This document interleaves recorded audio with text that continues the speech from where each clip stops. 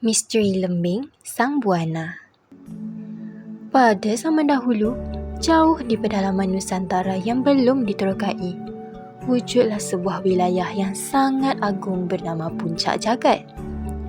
Wilayah ini dikelilingi oleh banjaran gunung yang sentiasa dilitupi kabus tebal dan hutan rimba yang menghijau, menjadikannya seolah-olah sebuah kerajaan tersembunyi di atas awan. Pemerintahnya ialah Sultan Mansur Shah, seorang raja yang terkenal dengan kekuasaannya yang tidak terbatas dan ketegasan yang menggerunkan. Namun, di sebalik keperkasaan baginda, Sultan Mansur memiliki sekeping hati dingin laksana ais di puncak gunung. Bagi baginda, emosi adalah kelemahan dan kuasa adalah segala-galanya. Sultan Mansur mempunyai ramai isteri, namun permaisuri terakhirnya, Puteri Nilam Sari, adalah yang paling istimewa. Baginda merupakan keturunan diraja dari kerajaan laut yang sangat mulia. Kecantikannya sering diibaratkan seperti cahaya bulan yang memantul di permukaan air yang tenang, manakala budi pekertinya pula seharum bunga melur yang mekar di waktu pagi. Walau bagaimanapun, takdir tidak selalu menyebelahi mereka yang berhati mulia. Setelah beberapa tahun mengecap kebahagiaan, kasih sayang Sultan Mansur mula pudar. Baginda mula melihat Puteri Nilam Sari bukan lagi sebagai pasangan hidup, tetapi sebagai satu bebanan politik yang tidak lagi memberikan keuntungan kepada cita-cita baginda untuk meluaskan kuasa. Tanpa alasan yang jelas, Sultan Mansur mula meminggirkan permaisurinya itu. Baginda jarang sekali menjenguk Puteri Nilam Sari di astana belakang. Malah, perintah dan kata-kata permaisuri tidak lagi diendahkan oleh para pembesar istana yang hanya mampu mengambil hati Sultan.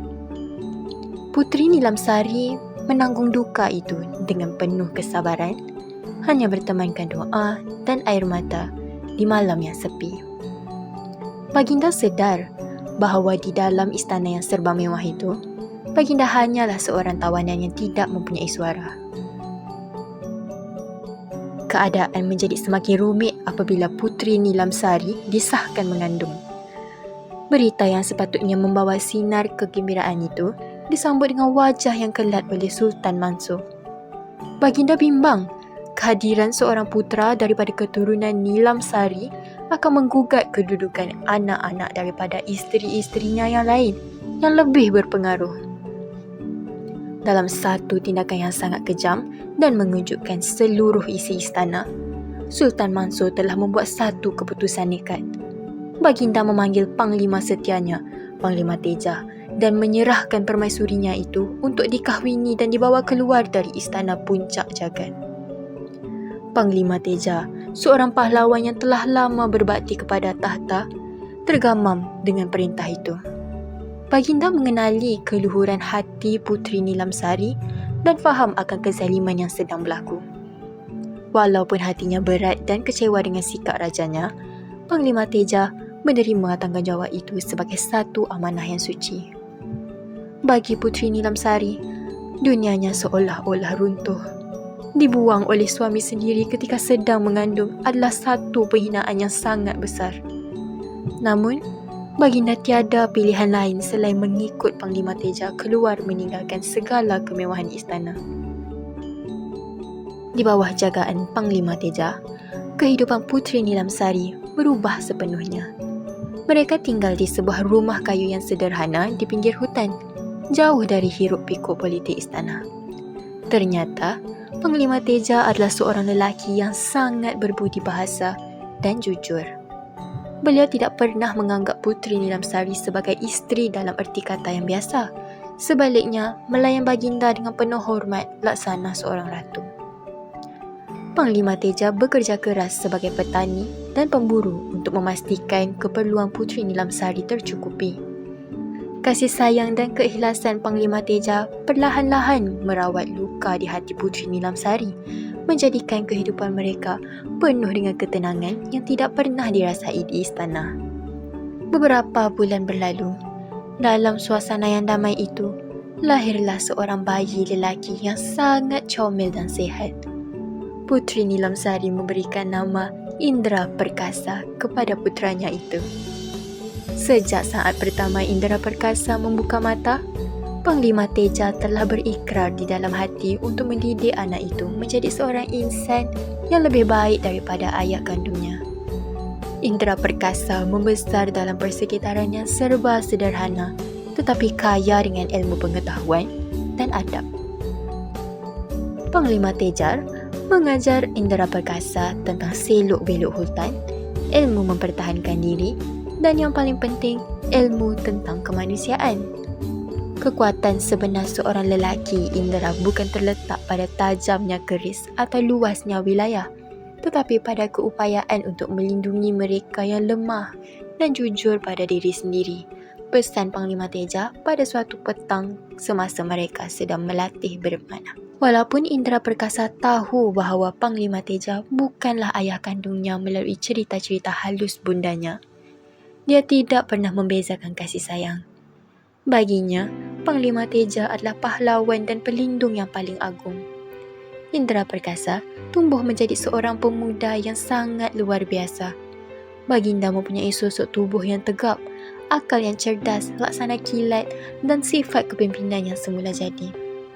Walaupun hanya berpakaian kasar, aura dirajanya tidak dapat disembunyikan. Senyumannya sentiasa menenangkan hati orang kampung yang ditemuinya. Malah, Baginda sering membantu penduduk setempat menyelesaikan masalah mereka daripada membetulkan bumbung rumah sehinggalah mendamaikan pertelingkuhan antara jiran. Populariti Indra Perkasa mula berkembang, menjadikan namanya sebutan di seluruh pelosok lembah. Apabila Indra Perkasa mencapai usia 20 tahun, Panglima Teja merasakan bahawa sudah tiba masanya untuk rahsia besar didedahkan. Pada satu malam yang hening, Baginda memanggil Indra Perkasa ke beranda rumah mereka yang menghadap ke arah lembah yang dilitupi kapus. Dengan nada yang sangat serius namun penuh kasih sayang, Panglima Teja menceritakan sejarah sebenar kelahiran Indra Perkasa tentang Sultan Mansur Shah, tentang istana Puncak Jagat dan tentang pengorbanan bundanya. Indra, darah yang mengalir di dalam badanmu adalah darah raja-raja besar. Namun, tahta tidak akan datang kepadamu dengan sendirinya. Kamu perlu membuktikan bahawa kamu layak memimpin dengan acuanmu sendiri, kata Panglima. Beliau kemudiannya meminta Indra Perkasa untuk memulakan perjalanan menuju ke sebuah perkampungan lama di kaki Bukit Cendana, tempat asal-usul keturunan bondanya. Perjalanan ini bukan sekadar pengembaraan fizikal, tetapi sebuah pencarian jati diri untuk mencari jawapan bagi masa depannya. Sebagai bekalan, Panglima Teja masuk ke dalam bilik rahsianya dan keluar membawa sebuah bungkusan kain kuning yang sangat lama. Di dalam terdapat 2 buah senjata pusaka yang sangat mempesonakan, iaitu sebilah lembing sang buana yang hulu dan matanya diperbuat daripada besi sakti yang tidak berkarat, serta sebilah keris biru langit yang bilahnya mempunyai pamur yang beralun laksana ombak laut. 2 senjata ini bukan sembarangan Indra. Ia mempunyai semangat penjaga yang hanya bangkit apabila tuannya berada dalam keadaan yang benar-benar suci hati dan memerlukan pertolongan. Jaga ia dengan nyawamu, pesan Panglima Teja lagi. Keesokan harinya, dengan restu penuh air mata daripada bondanya, Indra Perkasa memulakan perjalanan. Baginda tidak pergi bersendirian. Seramai 40 orang pahlawan muda dari kampung tersebut yang telah lama mengagumi kepimpinan Indra Perkasa menawarkan diri untuk mengikutinya. Rombongan ini diketuai oleh 2 orang sahabat baik Indra Perkasa yang paling dipercayai, iaitu Panglima Wira yang pakar dalam strategi dan Panglima Teguh yang mempunyai kekuatan fizikal luar biasa. Perjalanan itu sangat mencabar. Mereka perlu meredah hutan larangan yang dikatakan mempunyai pelbagai misteri dan gangguan makhluk halus. Pokok-pokok gergasi yang akarnya membelit bumi seolah-olah cuba menghalang langkah mereka. Bunyi-bunyian pelik sering kedengaran di waktu malam, cuba menyesatkan fikiran para pahlawan muda itu. Namun, dengan keberanian dan ketenangan indera perkasa, rombongan itu tetap berdisiplin dan tidak gentar. Setiap malam, indera perkasa sendiri yang akan berjaga secara bergila-gila, memastikan keselamatan pengikutnya sebelum baginda sendiri melelapkan mata. Pada malam keempat, mereka berhenti berkemah di sebuah kawasan lapang yang dipanggil Dataran Bintang. Kawasan itu sangat indah kerana kedudukannya yang tinggi membolehkan mereka melihat langit dengan jelas tanpa dihalangi oleh dahan pokok. Ketika semua pengikutnya sudah terbuai dalam mimpi, indera perkasa duduk bersandar pada sebatang pohon beringin sambil membelai hulu keris biru langit. Tiba-tiba, udara di sekelilingnya menjadi sangat sejuk dan cahaya bulan seolah-olah tertumpu pada titik di hadapannya. Dari dalam cahaya itu, muncul satu sosok tubuh yang sangat tinggi dan luksinar. Badannya berkelip-kelip laksana taburan bintang di angkasa. Sosok itu dikenali dalam legenda purba sebagai penjaga langit, makhluk gaib yang jarang sekali menampakkan diri kepada manusia.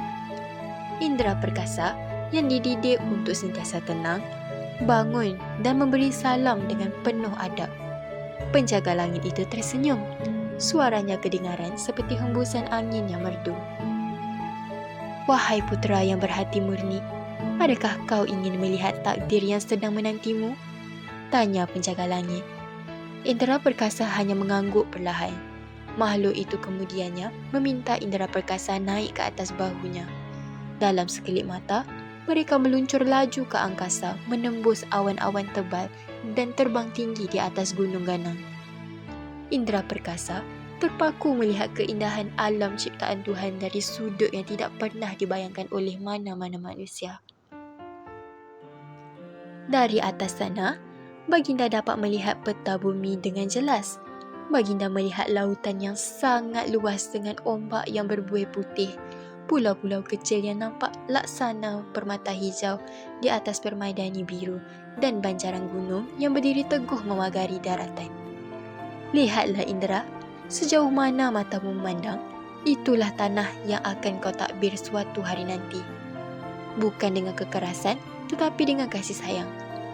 Apabila tiba masanya, ingatlah saat ini. Bisik suara gaib itu sebelum mereka perlahan-lahan turun semula ke bumi. Apabila cahaya pagi mencecah ufuk, makhluk itu lenyap, meninggalkan indera perkasa dalam keadaan takjub dan penuh dengan semangat baru.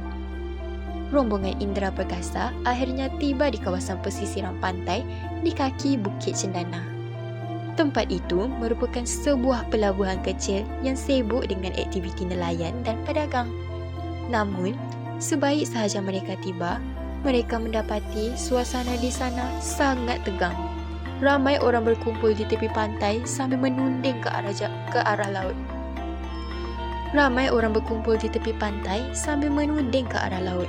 Rupanya, sebuah kapal dagang gergasi yang syarat dengan muatan kain sutera, rempah ratus dan barang-barang mewah dari negeri asing telah terkandas di dalam. Rupanya, sebuah kapal dagang gergasi yang syarat dengan muatan kain sutera, rempah ratus dan barang-barang mewah dari negeri asing telah terkandas di atas beting pasir yang cetek akibat ribut kuat pada malam sebelumnya. Nahkoda kapal tersebut, seorang lelaki tua yang sangat kaya bernama Nahkoda Kasim, melihat mundar-mandir. Nahkoda kapal tersebut, seorang lelaki tua yang sangat kaya bernama Nahkoda Kasim, kelihatan mundar-mandir dalam keadaan putus asa.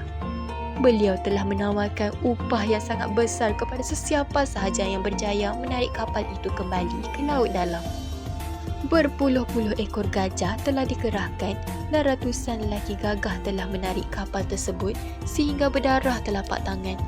Namun, kapal itu tetap tidak bergerak seinci pun. Kapal itu seolah-olah telah dipaku di dasar laut. Ketua kampung di situ yang pernah mendengar tentang kehebatan anak muda dari puncak jagat segera menemui Nahkoda Kasim. Tuan Nahkoda, Janganlah berputus asa dahulu. Ada seorang anak muda yang baru tiba di kampung kami. Beliau bukan sahaja gagah, malah dikatakan mempunyai hubungan dengan kuasa alam. Mungkin beliau boleh membantu, cadang ketua kampung itu. Nahkoda Kasim yang sudah tidak mempunyai pilihan lain segera menemui Indra Perkasa dan merayu memohon pertolongan. Beliau berjanji akan menyerahkan separuh daripada harta di dalam kapal itu sebagai balasan. Indra Perkasa berjalan perlahan ke gigi air. Baginda memandang kapal gegasi itu dengan pandangan yang tajam. Baginda sedar bahawa ini bukan sekadar tugas fizikal, tetapi ujian pertama untuk membuktikan kesaktian dan mandat yang diberikan oleh alam kepadanya. Di hadapan ribuan pasangan mata yang memerhati dengan penuh sangsi, Indra Perkasa mengeluarkan lembing sang buana dan keris biru langit dari bungkusan kain kuningnya. Baginda memacakkan lembing tersebut ke pasir pantai dan menggenggam hulu kerisnya dengan erat. Indra Perkasa memejamkan mata, mengosongkan fikirannya daripada segala keinginan peribadi dan hanya fokus untuk membantu nahkoda serta anak-anak kapal yang sedang ketakutan. Baginda mula membaca mantra purba yang pernah diajarkan oleh Panglima Teja dalam nada yang sangat rendah, namun menggetarkan udara di sekeliling. Tiba-tiba, satu kejadian ajaib berlaku. Dari mata lembing sang buana terpancar cahaya kuning keemasan yang menjulang ke langit. Manakala dari bilah keris biru langit pula, keluar wap kebiruan yang sangat sejuk. Dari dalam cahaya dan wap tersebut, muncul dua susuk makhluk gaib yang sangat besar, iaitu gergasi tanah yang berotot sasa dan satu lagi berbentuk naga udara yang bersisik perak. Walaupun penduduk kampung hanya melihat Indra Perkasa berdiam sambil menggerakkan tangannya ke arah laut, hakikatnya dua semangat pusaka itulah yang sedang bekerja. Gergasi tanah itu menyelam ke bawah kapal dan menolak lunasnya, manakala naga udara pula meniupkan angin kencang ke arah layar kapal.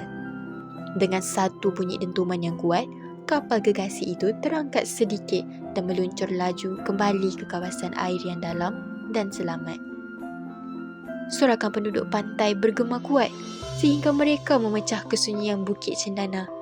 Nahkoda Kasim jatuh melutut, tidak percaya dengan apa yang baru sahaja disaksikannya. Nahkoda Kasim menepati janjinya.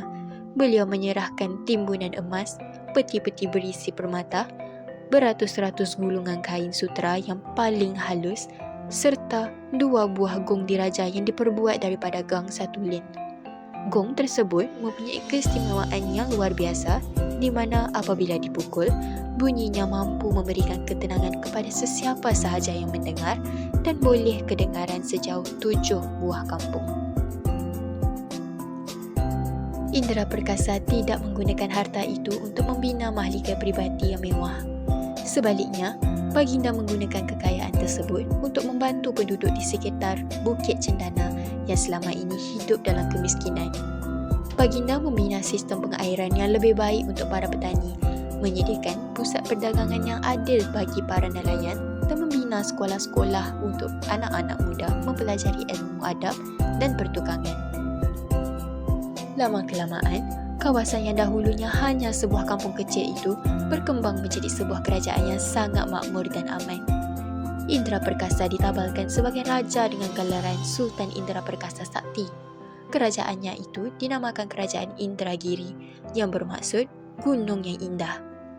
Kerajaan ini bukan sahaja dikenali kerana kekayaannya, tetapi juga kerana keadilan pemerintahannya yang tidak pernah membezakan antara kasta atau keturunan.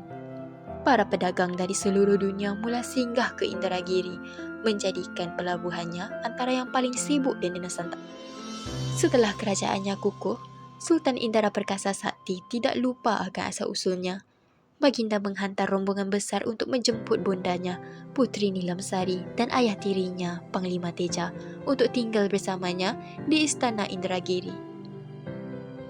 Pertemuan semula mereka diiringi dengan linangan air mata kegembiraan.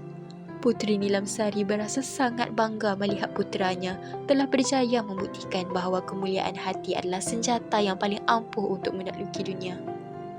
Bagaimana pula dengan Sultan Mansur Shah di puncak jagat?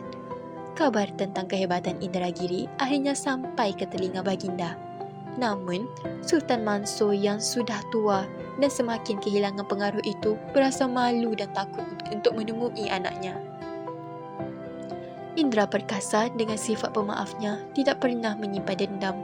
Baginda menghantar utusan membawa hadiah dan memesan keamanan kepada ayah kandungnya, menunjukkan bahawa baginda telah mengatasi segala keperitan masa lalu dengan kematangan jiwa.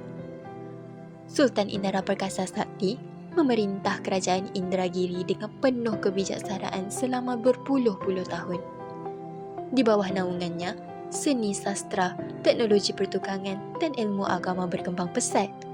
Baginda sering dilihat berjalan kaki di pasar-pasar tanpa pengawalan ketat hanya untuk mendengar sendiri keluhan rakyatnya. Hingga ke hari ini, nama Indra Perkasa kekal terpahat dalam sejarah sebagai simbol seorang pemimpin yang bangkit daripada penderitaan untuk membawa cahaya kepada ribuan manusia, membuktikan bahawa sebutir permata yang dibuang ke lumpur sekalipun, jika ia benar-benar asli, tetap akan bersinar terang apabila tiba waktunya.